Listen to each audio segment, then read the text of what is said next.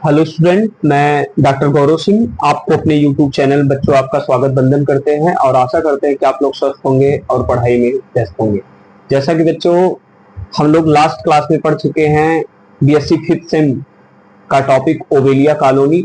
हाँ, आज बच्चों हम लोग जस्ट कह सकते हैं पहले बोर्ड पे पढ़ रहे थे, अब नोट से ही हम आपको क्या करेंगे कि समझाएंगे पढ़ाएंगे, क्योंकि भाई दिन भर क्लास लेने के बाद उतना ट्रेवल करके कॉलेज जाना फिर आना, हाँ, थोड़ा सा बहुत एक्सर्शन फील हो रहा था। और फिर हमको भी रात को 2-3 घंटे अपना पढ़ना है, हाँ, सेल्फ स्टडी करना है। हाँ, 4-5 एग्जाम लगे हैं, लेक्चरर का है, हाँ, बीआईसी का है, हाँ, यूपी का है, बिहार का पीजीटी है, हाँ, तो अलग अलग एग्जाम है जिसको भाई हमको प्रिपरेशन करना है। तो हम सोचे भाई क्यों ना हम नोट से ही आपको अच्छे से समझा दें। हाँ, बोर्ड पे भाई भी हो सकता है, लेकिन थोड़ा सा भाई जस्ट कह सकते हैं कि टाइम के लैग के कारण और सर्सन वगैरह के कारण। हाँ, और आप लोग ये भी जानते होंगे कि भाई नोट वगैरह पे अब डायरेक्ट हम उसको बताते हुए चलेंगे। हाँ, जो पहले बोलते थे हम तो किसी बच्चों का कुछ छूट भी जाता था ना, लेकिन अब क्या होगा, अब ऐसा नहीं होगा। हाँ, अब साथ से ही कह सकते हैं कि वो बताते हुए हम चलेंगे। ठीक, जैसा कि बच्चों अब हम लास्ट क्लास में हम लोग क्या पढ़े थे, मार्फोलॉजी ऑफ ओवेलिया कॉलोनी की बात किए थे। हमने बताया था कि ये ओवेलिया कॉलोनी जो होता है ये सीलेंट्रेट का मेंबर है ना। सीलेंट्रेट की क्या पहचान है, इसको इस सीलेंट्रेट को निडेरिया भी बोलते हैं, निडेरिया फाइलम भी बोलते हैं। क्यों? क्योंकि इसमें नीडोसाइट सेल या स्टिंगिंग सेल पाया जाता है जो चिपकने का कार्य करता है और अपने प्रे को क्या करता है कि वो चिपक, जब प्रे आता है उसके संपर्क में तो उसको स्टिंग कर लेता है, स्टिंगिंग सेल उसको चिपका लेता है, उसके बाद किल करता है ना, उसके बाद तब वो अपने आप को प्रोटेक्ट करने का कार्य करता है। तो ये सब उसका कह सकते हैं जनरल कैरेक्टरिस्टिक्स को हम लोग डिस्कस कर चुके थे कि इसमें टिश्यू ग्रेड बॉडी ऑर्गेनाइजेशन होता है ना, इसमें टेंटिकल्स पाए जाते हैं। उसके अलावा ये इंडिविजुअल कैसा होता है, डिप्लोब्लास्टिक होता है, आउटर इक्टोडर्म, और इनर क्या होता है, इनर इंडोडर्म, मीसोडर्म एब्सेंट होता है। ठीक, रेडियली सिमेट्रिकल होता है, इंट्रा और एक्स्ट्रा सेलुलर इसमें क्या होता है, डाइजेशन होता है ना, nervous system circulatory system absent होता है ना, secretion and respiration occur through the simple diffusion के कारण होता है। Reproduction mostly asexual through budding, और सेक्सुअल रिप्रोडक्शन जो होता है वो गैमीट फॉर्मेशन के द्वारा होता है ना। तो ये सब हम क्या किए थे बच्चों, लास्ट क्लास में हम लोग ये डिस्कस कर चुके हैं। ठीक, अब आगे अगर हम देखेंगे बच्चों कि मार्फोलॉजी की बात करें हम ओवेलिया कॉलोनी की, तो बताए थे लास्ट क्लास में, फिर से आप देख सकते हैं कि ये देख रहे हैं इसका माउथ है, माउथ के ऊपर ये टेंटिकल्स वगैरह लगे हैं ना। उसके बाद ये पेरिसल्कर इनलाई है, ये मेडुसा बर्ड है, जैसे ये क्या है, ये मेडुसा बर्ड है, ये सीनोसार्क है, और ये पॉलिप है, ये गोनोफोर है, हाँ, गोनोथिका है, ब्लास्टोस्टाइल है, और हाइड्रोकोलस है, हाइड्रोराइचा है। ठीक, तो हमने आपको बताया था ये जो ओवेलिया कॉलोनी होता है ये क्या होता है, ये आपका कह सकते हो कि ये पॉलीमॉर्फिक ऑर्गेनिज्म है। पॉलीमॉर्फिक मतलब बहुरूपता पाया जाता है, यानी एक ही ऑर्गेनिज्म में कई रूप बच्चों देखने को मिलता है ना, तो इसीलिए इसको क्या बोलते हैं, इसको पॉलीमॉर्फिक ऑर्गेनिज्म बोलते हैं ना। अब इसमें क्या होता है, इसमें दो फॉर्म पाए जाते हैं, एक इसको पॉलिप बोलते हैं और एक मेडुसा बोलते हैं। पॉलिप जो होता है न्यूट्रिटिव जो एड्स होता है, न्यूट्रिशन के लिए होता है, और जो मेडुसा होता है वो किसके लिए, वो रिप्रोडक्शन के लिए होता है बच्चों ना।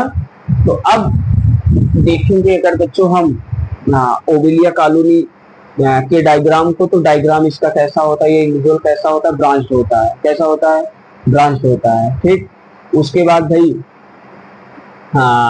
इसमें मेडुसा बर्ड पाया जाता है, यही रिप्रोडक्शन के लिए होता है। ठीक, और ये पॉलिप जो पाया जा रहा है, ये सब पॉलिप ये सब क्या होते हैं, ये न्यूट्रिशन के लिए होता है ना। और मेडुसा में ये गोनोकोर होता है और गोनोथिका होता है, ब्लास्टोस्टाइल और हाइड्रोकोलस होता है। इसी हाइड्रोकोलस से ये क्या करता है कि ये अटैच्ड रहता है, किसी सबस्ट्रेटम वगैरह से हाइड्रोकोलस के द्वारा क्या रहेगा, ये अटैच्ड रहेगा। ठीक, तो अब अगर हम देखेंगे बच्चों इसको, इसका हम मॉर्फोलॉजी में हैबिटेट की अगर हम बात करें तो ये कैसा है, ये Obelia colony is a sessile. Sessile मतलब ये अकेले में रहना पसंद करता है, कॉलोनियल भी हो सकता है, ग्रुप में भी रहता है, organism it live in sea water, ये समुद्र वाटर में पाया जाता है। Always attached with substratum, substratum चाहे लकड़ी हो गया पत्थर हो गया उससे ये हमेशा क्या रहता है, अटैच्ड रहता है।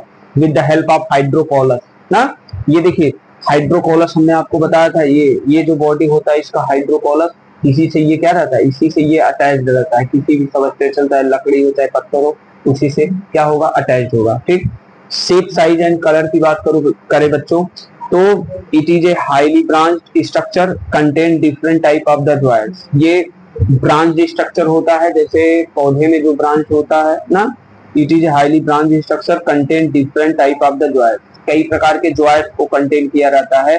That is gastrozooid or polyp and gonozooid or मिडसा।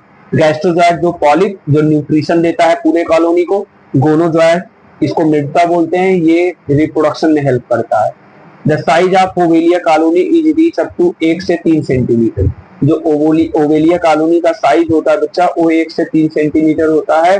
Semi transparent होता है, अर्ध पारदर्शी होता है। Somewhat brown in colour, colour कैसा होता है, ब्राउन कलर का होता है। The body of Obelia colony consist of various structure, इसके बॉडी में कई स्ट्रक्चर पाए जाते हैं, जैसे पेरीसार्क है ना, पेरीसार्क में it is a thin membranous circular structure, it is outer protective covering of the body, ये बॉडी का आउटर प्रोटेक्टिव कवरिंग होता है ना of Obelia. In nutritive joint it form the hydrotheca, ये न्यूट्रिटिव जॉइंट जो है ये हाइड्रोथिका बनाता है, while gonozooid form the gonotheca ना, जो गोनोजॉइंट होता है वो क्या करता है, गोनोथिका बनाता है, और जो पॉलिप वाला इसका पार्ट होता है न्यूट्रिटिव जॉइंट इसको हाइड्रोथिका बोलते हैं, हाइड्रोथिका बनाएगा, और जो गोनोजॉइंट होता है वो गोनोथिका का फॉर्मेशन करेगा। ठीक, उसके बाद ये सीनोसार्क, दूसरा जो है ये सीनोसार्क आपका लेयर है, it is situated beneath the perisarc, ये पेरीसार्क के नीचे प्रेजेंट होता है।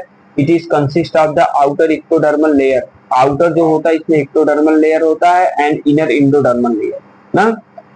इन between ectoderm and gastroderm layer gelatinous non cellular structure are present ना, उसके क्या होता है एक्टोडर्म और गैस्ट्रोडर्म में एक gelatinous non cellular structure present होता है बच्चों, जिसको मीसोग्लिया बोलते हैं। क्या बोलते हैं, मीसोग्लिया बोलते हैं, है ना। This is the most important character of the coelenterate, जो ओवेलिया कॉलोनी में सीलेंट्रेट का जो कैरेक्टर है मीसोग्लिया का पाया जाना। ठीक, it connect the ectoderm and endoderm, यही क्या करता है, यही एक्टोडर्म और इंडोडर्म को क्या करता है, कनेक्ट करता है। क्योंकि इंडिविजुअल कैसा होता है बच्चों, ये डिप्लोब्लास्टिक होता है। डिप्लोब्लास्टिक बोले तो केवल 2 जर्मिनल लेयर इसमें क्या होगा, इसमें बनेगा, आउटर एक्टोडर्म रहेगा और इनर क्या रहेगा, इंडोडर्म रहेगा। अब बच्चों हम देखते हैं इसमें जॉइंट्स की अगर हम बात करें तो 2 different type of joints are found in Obelia colony. Obelia colony में 2 डिफरेंट टाइप के जॉइंट्स पाए जाते हैं। एक होता है hydrant or gastrozooids, or polyp बोलेंगे। दूसरा है गोनोजॉइंट्स, ओआरआर गोनेंजियम, ओआरआर मेडिसा बोलेंगे। ठीक, तो हाइड्रेंट ओआरआर पॉलिप क्या होता है इसको आप देख लेते हैं। देखेंगे बच्चा, हाइड्रेंट या पॉलिप ये कह सकते हैं, अभी हमने आपको बताया कि ये पॉलीमॉर्फिज्म शो करता है। ये इंडिविजुअल मतलब एक ही इंडिविजुअल में कई ढेर सारे रूप इसमें पाए जाते हैं ना।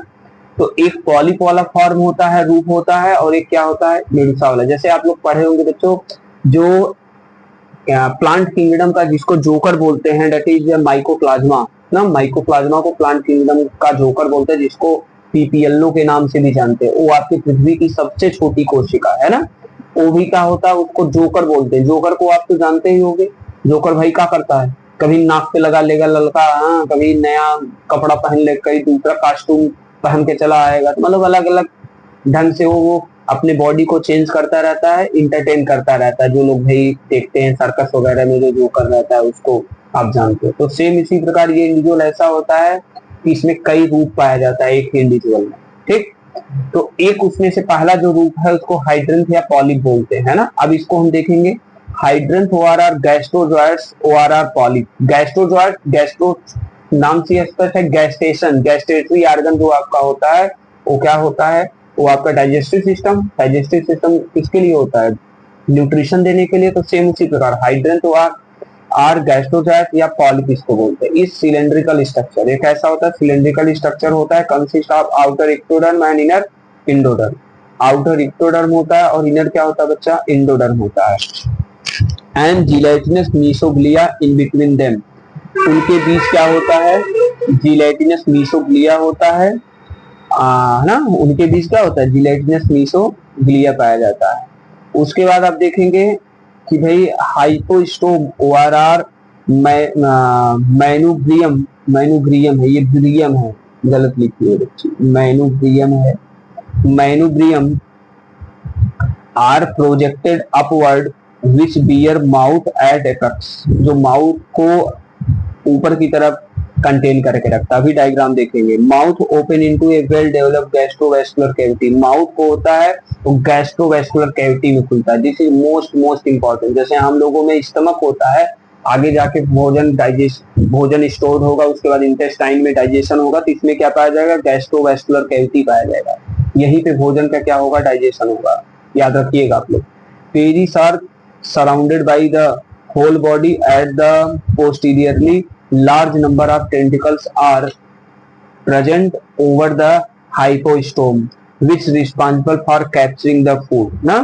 हाइपोस्टोम जो क्या करता है, जो फूड को कैप्चर करता है। Food are digested inside the gastrovascular cavity, देखो लिखे अभी कि फूड का जो डाइजेशन होता है कहाँ होता है, गैस्ट्रोवेस्कुलर कैविटी में होता है। और यही गैस्ट्रोवेस्कुलर कैविटी जो होगा, यही पे फूड का फुल्ली क्या होगा बच्चों की डाइजेशन होगा। ठीक है, जैसे हम लोगों में इंटेस्टाइन में होता है। In this way it is called as the nutritive joint, इसीलिए इसको क्या बोलते हैं, न्यूट्रिटिव जॉइंट्स बोलते हैं। And responsible for provide nutrition for whole colony, ये पूरे कॉलोनी को क्या करता है, न्यूट्रिशन देता है। देखिए ये पॉलिप का स्ट्रक्चर है बच्चों। अब पॉलिप के स्ट्रक्चर में देखिए सबसे ऊपर की तरफ ये माउथ है ना, और माउथ ये जहाँ पे ये खुल रहा है इसको मैनुब्रियम बोलते हैं, ये हाइपोस्टोम, और इस पे टेंटिकल्स लगे हैं, देख रहे हैं आप, छोटे छोटे क्या लगे हैं, ये टेंटिकल्स लगे हैं बच्चा। इसी टेंटिकल्स से ये क्या करेगा भाई, ये टेंटिकल्स स्पर्शक होते हैं जो इसको प्रोटेक्शन का भी कार्य करते हैं और फूड वगैरह कैप्चरिंग में भी हेल्प करते हैं ना। और ये गैस्ट्रोवेस्कुलर कैविटी, ये जो कैविटी इसके अंदर है, ये माउथ, यहाँ से फूड आ रहा है, यही गैस्ट्रोवेस्कुलर कैविटी है, ये इंटेस्टाइन या स्टमक की तरह वर्क करता है ना। तो ये क्या होगा, क्योंकि भाई डाइजेस्टिव सिस्टम वगैरह वेल डेवलप्ड होगा नहीं ये ना, डिप्लोप्लास्टिक इंडिविजुअल है ना, तो गैस्ट्रोवेस्कुलर कैविटी एक पाया जाता है, यहीं पे फूड का डाइजेशन होगा। ठीक, और ये हाइड्रोथिका होगा, ये इक्टोडर्म, और ये आपका मीसोडर्मल लेयर के जैसा एक स्ट्रक्चर पाया जाता है, और ये इंडोडर्म लेयर पाया जाता है ना, ये वाला। ठीक, उसके बाद इस स्ट्रक्चर को सेल्फ बोलते हैं, सेल्फ लाइक प्रोजेक्शन, ये जो कह सकते हैं कि फीडर लाइक स्ट्रक्चर, इसी को सेल्फ बोलते हैं। ठीक, अब इसमें क्या होगा कि ये पॉलिप कर सकते हैं पूरे कॉलोनी को ये न्यूट्रिशन प्रोवाइड का कार्य करता है। क्यों, क्योंकि इसमें माउथ पाया जाता है जो फूड को इंटेक करता है, टेंटिकल्स और मैनुब्रियम ये हेल्प करेंगे। उसके बाद फूड आएगा बच्चों यही गैस्ट्रोवेस्कुलर कैविटी में, इसका जो वाल होता है यहीं पे एंजाइम रिलीज किया जाता है, और एंजाइम जब रिलीज होगा तो फूड को क्या करेगा, फूड का इसको डाइजेस्ट कर जाएगा, और जब डाइजेस्ट हो जाएगा फूड तो एब्जॉर्प्शन और असिमिलेशन होगा, जिसके कारण इसके पूरे कॉलोनी को क्या किया जाएगा, न्यूट्रिशन प्रोवाइड किया जाएगा ना। तो ये आपका क्या है, ये किसका स्ट्रक्चर है, ये वर्टिकल सेक्शन ऑफ पॉलिप, जो पॉलिप है, जो न्यूट्रिटिव जॉइंट जिसको बोलते हैं, उसी का ये क्या है, स्ट्रक्चर है। ठीक बच्चों, तो आज के क्लास में बच्चों हम इतना ही पढ़ाएंगे, इतना ही करेंगे ना, और आगे की क्लास में अब हम कल मेडुसा के विषय में क्या करेंगे कि डिस्कस करेंगे, क्योंकि भाई अब वीडियो को अब कंटिन्यू शूट करेंगे और कंटिन्यू अपलोड करते रहेंगे। आप लोग अच्छे से बस पढ़ते रहिए और हमारे साथ एक एक स्टेप वाइज स्टेप चलते रहिए। फिर उसके बाद देखिए भाई हम आपको एक अच्छे मुकाम तक न पहुंचा दे तो आप हमको बताइएगा। ठीक, बस भाई आप अपने ऊपर विश्वास रखिए, हमारे ऊपर विश्वास रखिए, और जो कर रहे हो आप अच्छा ही कर रहे हो। ठीक, पढ़ाई के साथ साथ आप जितने भी चीजें कर रहे हैं भाई वो आपकी सेकेंडरी चीजें हैं, लेकिन पढ़ाई आपका क्या है, ये प्राइमरी चीजें हैं बच्चों। तो आप लोग अच्छे से एकदम मन लगा के पढ़िए। Thank you so much.